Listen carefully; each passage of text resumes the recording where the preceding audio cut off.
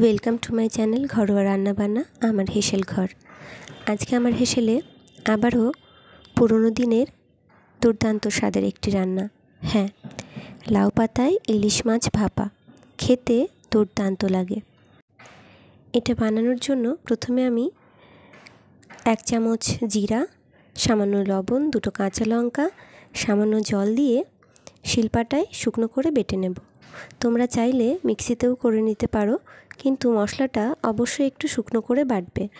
আমি এখানে 1 পিস মাছই করব, তাই এই পরিমাণে মশলা নিয়েছি।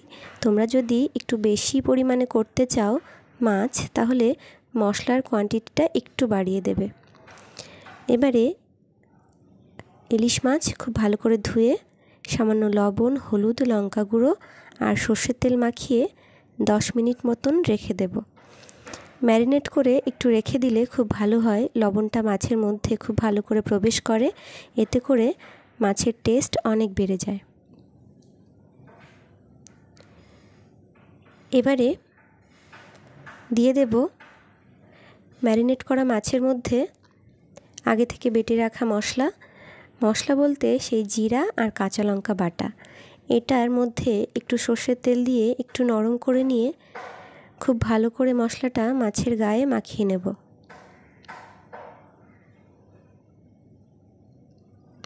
খুব ভালো করে মাখিয়ে নিয়ে এবারে নিয়ে নেব লাউ পাতা। লাউ পাতা খুব ভালো করে ধুয়ে পরিষ্কার করে নেব। আর এখানে আমি বেশ কয়েকটা লাউ পাতা পরাপর এভাবে সাজিয়ে তার উপরে মশলাগুলো দিয়ে এভাবে মাছটা দিয়ে দেব। ওপর থেকে বাদবাকি মশলাটুকু দিয়ে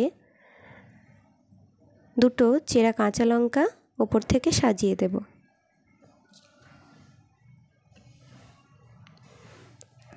এবারে লাউ পাতা খুব ভালো করে চারিদিক থেকে মুড়ে নিয়ে সুতো দিয়ে খুব ভালো করে বেঁধে নেব।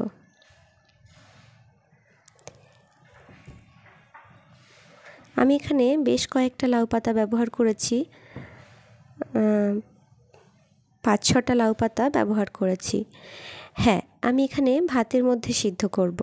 তোমরা চাইলে এটা স্টিম করে নিতে পারো। যদি অনেক বেশি কোয়ান্টিটিতে করো তাহলে অবশ্যই আমি বলবো স্টিম করে নিও।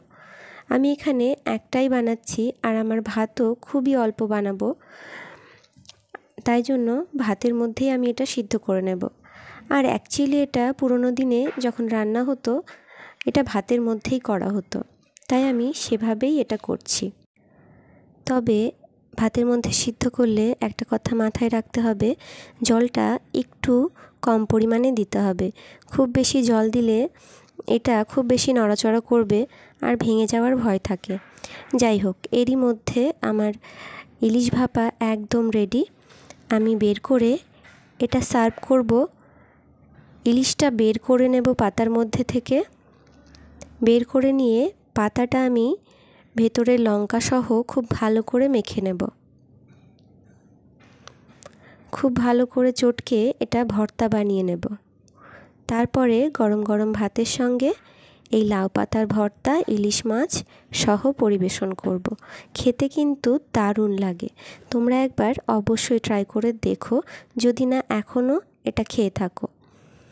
আর আমার রেসিপিগুলি তোমাদের কেমন লাগছে অবশ্যই জানিও। ধন্যবাদ সকলকে।